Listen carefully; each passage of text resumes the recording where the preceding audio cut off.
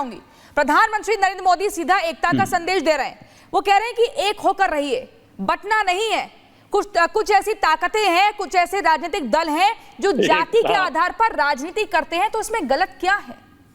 नया प्रोपेगेंडा। सबसे पहले प्रियंका जी एक बात ध्यान रखना चाहिए, प्रधानमंत्री जी ने क्या कहा है, हम सबको ये बात पता होना चाहिए और है। हाँ। हम बटे बांग्लादेश में तो क्या हुआ, कटे आप सबने देखा भाई, इसमें कोई दो राय नहीं है। अगर आप पाकिस्तान में बटे, पाकिस्तान के उस टाइम के शिक्षा मंत्री ने कहा था, शिक्षा मंत्री थे उस टाइम पर और पिछड़े वर्ग से थे, और उन्होंने कहा था कि हम इस प्रकार करेंगे, इनको लेकर के आएंगे। बाद में उनका क्या हाल हुआ आप सभी लोग गूगल पे जाकर के ढूंढ लीजिएगा। अच्छा, प्रधानमंत्री जी ने जो कहा है इसको गोस्वामी तुलसीदास जी ने बहुत पहले कहा था। श्री रामचरितमानस में लिखा है कि जहां सुमति तहां संपत्ति नाना और जहां कुमति तहां विपत्ति निदाना।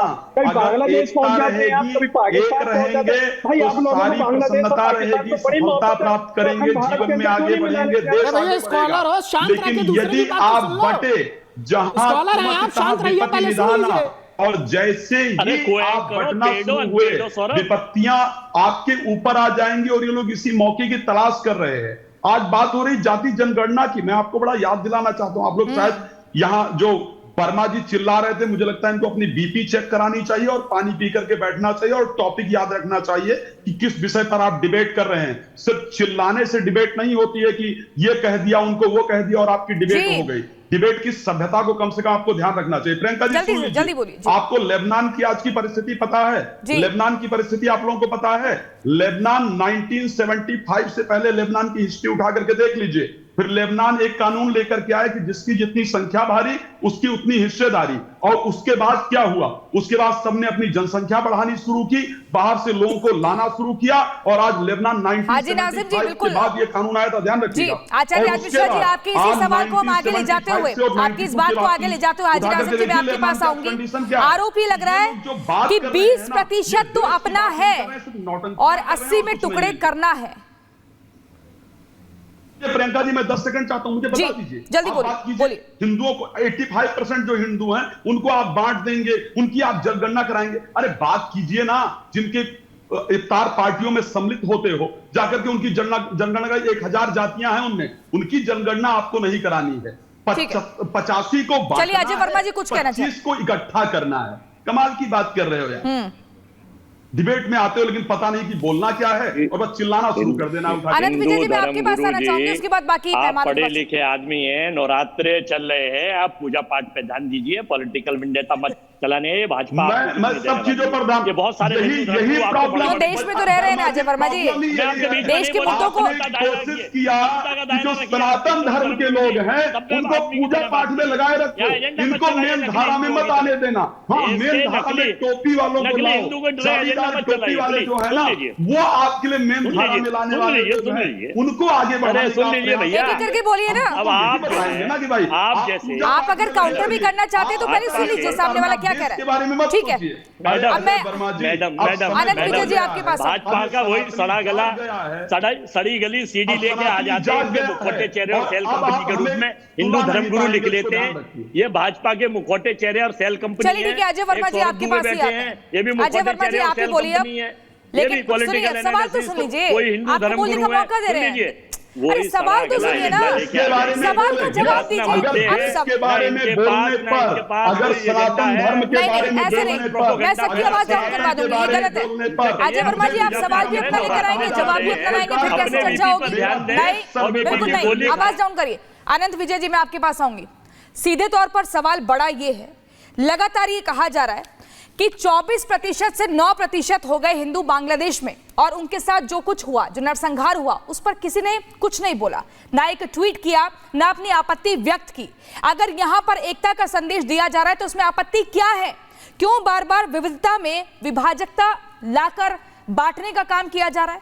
अगर हम ओवैसी की बात करें तो क्या वो तेलुगु में कभी भाषण देंगे? अगर हम बदरुद्दीन अजमल की बात करें तो क्या वो असमिया में कभी बोलेंगे? महबूबा मुफ्ती क्या कश्मीरी में कभी बोलेगी, या मौलाना मदनी कभी तमिल में बोलेंगे? सब मिलकर उर्दू भाषा में बोलते हैं ना। अगर दूसरे को एक होने के लिए कहा जा रहा है तो उसमें गलत क्या है? प्रियंका जी, और तो और इल्तिजा मुफ्ती को कश्मीरी आती नहीं है और उमर अब्दुल्ला साहब को 20 वर्ष लगे कश्मीरी सीखने में, और जब चुनाव का समय आया तो टोपी उतार के उन्होंने भी गांदरबल में कहा, कश्मीरी में यह कहा कि उर्दू बोलते हुए उन्होंने कहा कि इस बार मेरी इज्जत बचा लो, टोपी उतार के जनता के सामने रखी। तो ये सब लोग जो हैं ये सियासत के लिए ये भाषा, धर्म, इन सब चीजों का उपयोग करते हैं। मेरा सिर्फ ये मानना है कि अभी मैं सुन रहा था, बड़ी सारी बातें हो रही थी, इस देश को अगर समग्रता में देखना पड़ेगा हमें। ऐसा नहीं है कि पिछले 14-10 साल में ही सब इस देश में ऐसा घटित होने लगा जिसकी आलोचना की जाए। इस देश ने ये देखा है कि एक समुदाय यानी मुसलमानों की भलाई के लिए एक ही वर्ष में 2 आयोग बनाए गए।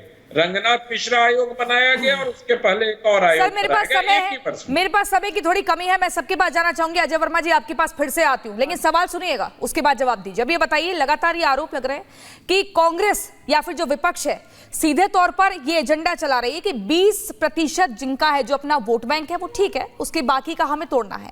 अभी तक अफगानिस्तान, पाकिस्तान, श्रीलंका और बांग्लादेश में जो तबाही देखी गई उस पर विपक्ष ने कुछ नहीं बोला।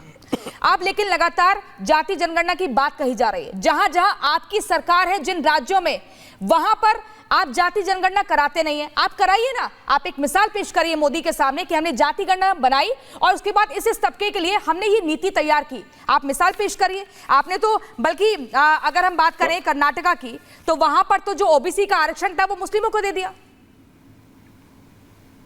बड़ा लंबा क्वेश्चन पूछा, प्रवक्ता भी इतने बीजेपी के नहीं बोलते। धन्यवाद आपके लिए। जवाब सुन लीजिए। देखिए, हमारी पार्टी का, एक देश की पार्टी है, विपक्ष की पार्टी है, हमारा काम है देश में सवाल पूछना, प्रधानमंत्री से और सरकार से। हम लोग इंप्लीमेंटेशन ऑफ द लॉ नहीं करते इस हिंदुस्तान में। लॉ के खिलाफ जो काम होते हैं उसके बारे में सरकार से पूछते हैं और उन्हें जागरूक करते हैं। तो सरकार का जो एजेंडा है हम उस एजेंडे को एक्सपोज कर रहे हैं। सरकार का एक एजेंडा है, देश में हिंदू मुस्लिम हो, पाकिस्तान हिंदुस्तान हो, शमशान कब्रिस्तान हो, बस, और कोई एजेंडा नहीं है। यहाँ व्यापार करने वाली की बात होनी चाहिए, या नौकरी की, रोजगार की, सड़कों की, महिला सुरक्षा की, बलात्कारियों से बचाव की, युवाओं को साथ रोजगार मिले, और इसका इनको माकूल जवाब देश की जनता अपने वोट के रूप में दे रही है। हमारी पार्टी का ना कोई एजेंडा है बांटने का, ना हमारे लिए पूरा एजेंडा है। आजादी के बाद से अंग्रेजों ने जो नीति डाली थी, फूट डालो राज करो, उसी को कांग्रेस ने अपनाया है। कांग्रेस ने कोई अलग नीति नहीं अपनाई। कांग्रेस ने जब से कांग्रेस पैदा हुई, फूट डालो राज करो, एक ही नीति पर काम किया। आप लोग लगातार अपने परिवार और जातियों में जो है वो बांटने का काम करते हैं। संविधान बचाने की लड़ाई लड़ रहे हैं। अखिलेश यादव की पार्टी किसके नाम पर बनी हुई है? सिर्फ कुछ जातियों और समाज के नाम का बड़ा कितना निंदनीय लालू यादव की पार्टी किसके नाम पर बनी है? अगर भैया एक समाज, यादव समाज और मुस्लिम सुन तो लो, यहाँ पर कांग्रेस ने जो है लगातार जो है हिंदुओं को बांटने का काम किया और ऐसी ताकतों को हिंदुस्तान के अंदर बढ़ावा दिया। मेरे भाई अजय भाई सुन लीजिए, ये जो मुखौटा लगा करके आप आते हैं हिंदुस्तान में, आप अजय वर्मा जी, सौरभ दुबे जी, सबकी टर्न हो चुकी है, लेकिन एक छोटा सा सवाल मेरा हाजी नाजिम से है। हाजी नाजिम, ये आरोप लग रहे हैं 20% तो अपना है, 80 में टुकड़े करने हैं, क्या यही एजेंडा चल रहा है? प्रधानमंत्री जी ने कहा कि जो बांटने वाले महफिल सजाएंगे, हाजी नाजिम बोलेंगे। इन्होंने कहा प्रियंका जी